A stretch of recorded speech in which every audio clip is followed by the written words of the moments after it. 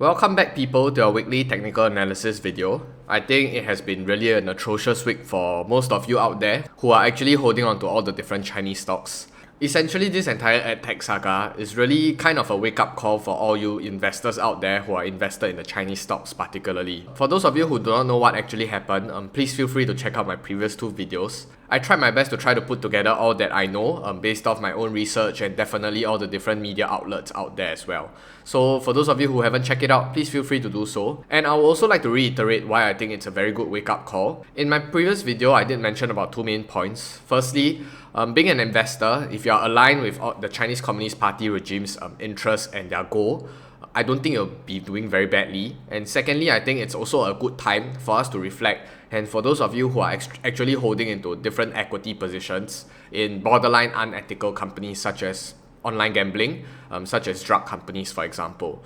I'm not saying that those are particularly bad industries to be in, but honestly, I think as investors of the entire market itself, sure, let the demand and supply forces do their thing.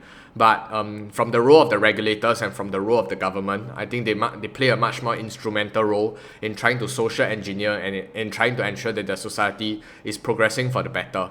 And one more thing that I just like to add was that before stepping into any Chinese investments, especially in Chinese equities using the VIE structure, we all kind of know, hey, the CCP is currently in a communist regime. There are many rumors floating around saying that they might go rogue, they might have the ability to take over any industry as and when they like.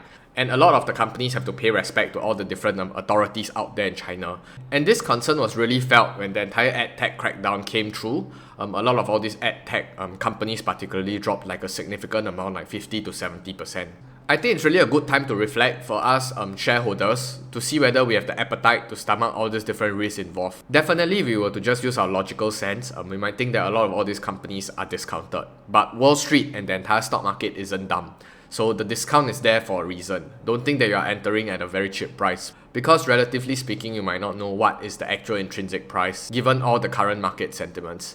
But that said, armed with my current knowledge and understanding Chinese Communist Party, understanding China, and essentially brought up in that kind of pseudo system, because I really believe that the entire Chinese Communist Party essentially just modeled after the Singapore system. So I'm actually not too worried about it, to be honest. I kind of understand a little bit more about the psyche of all the different Chinese government.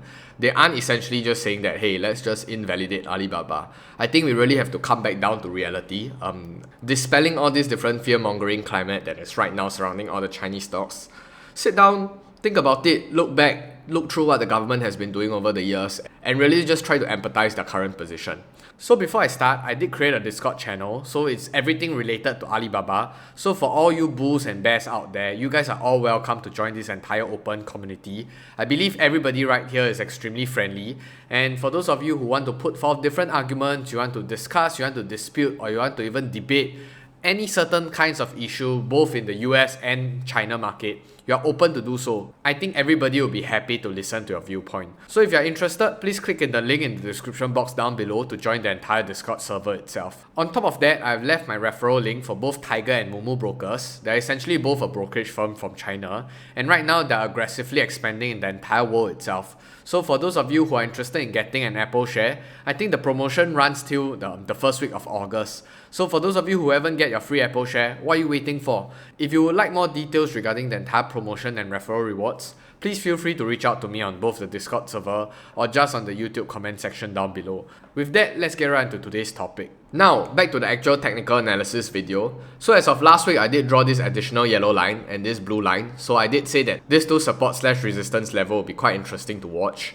If they manage to validate this blue line, I think it will be a pretty decent support level. I won't say that it's a very strong one, but if you were to look at this entire void itself since Monday to Friday, Monday, Tuesday, Wednesday, they're essentially trading in this entire region itself. Nothing much has been happening and it's kind of in the prediction. And on Thursday, when they broke out of this entire region itself, I was like, hey, maybe there's hope.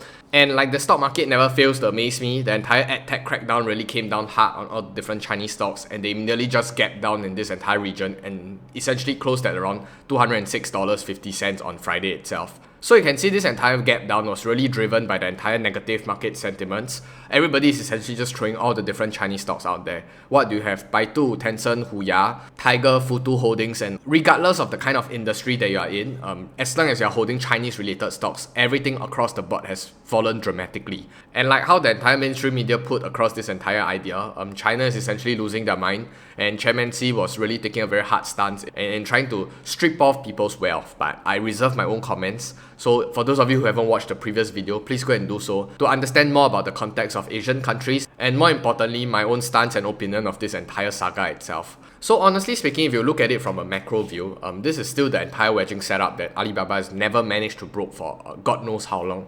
But if we were to revisit back to the older price point, which was the lowest that it managed to hit, was around $198.26 right here.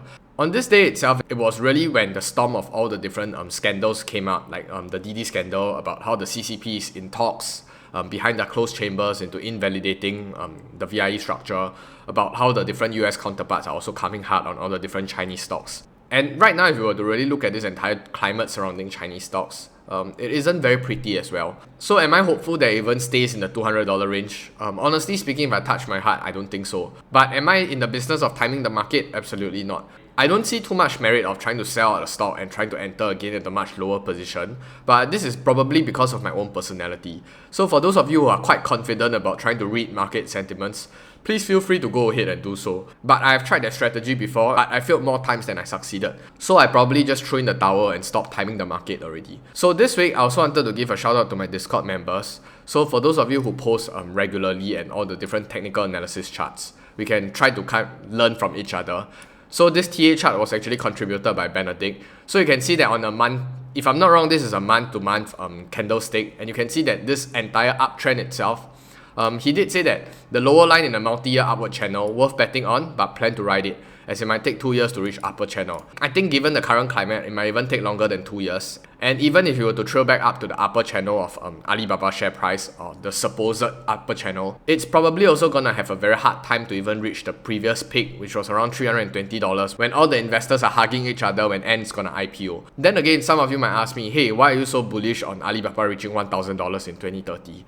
Because on a much larger scale and a longer time horizon, I'm able to mitigate all this different nonsense negative sentiment that the stock market is essentially pitching onto all these different stocks itself. And also one more thing is during the next election, when Biden is gonna step off office and we have a new election again, which is probably around the 2023-2024 range, which is also coincidentally 2 years from now. And like I always said, nobody in the world knows what's gonna happen between the China-US relation, between the trade war, between invalidating all these equities, between the management of foreign capital. So in the 2 years time, I'm not optimistic, but if you drag it out to 2030 in 8 years time, I'm a lot more optimistic and a lot more comfortable with this entire time horizon.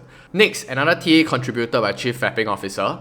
I think the emphasis here is waiting for a big whale to come back in again. I think Alibaba stock has always been neglected in the entire stock market itself. Even though it has been really actively traded, there really isn't a huge amount of capital flowing into the entire stock itself or the company. And rightfully so, because a lot of people in Wall Street has to answer to a lot of people. Pension funds, investors' money, people's retirement money, people's insurance money and stuff like that. So there are a lot of stakeholders that they have to take care, and right now it's not really the prime time to invest in all these different Chinese assets because of the disproportionate amount of risk coming together when you invest in Chinese companies particularly. And they will probably have a very hard time to persuade all the different investors or all the different stakeholders out there on why they decided to even start a position in Alibaba, which is also why I'll be covering the interview with Cathy Woods recently, where there's an overall revaluation of all the different Chinese stocks. I'll talk about it more in the video itself, but I think if you were to really look at it from an investor's point of view, as stock pickers, I think this entire negative sentiment surrounding Chinese stock might last for quite some time. So for those of you who want to sit on the sidelines and sit on the fence, continue doing so. But for me, I've been a net buyer for the last 1 or 2 weeks. So just to give you a small update on what I've been doing over the last 2 weeks as well. With that, I hope you enjoy your journey here. For those of you who haven't joined the Discord channel, what are you waiting for? With that, I'll see you in the next video, but more importantly, I'll see you on the moon. Goodbye!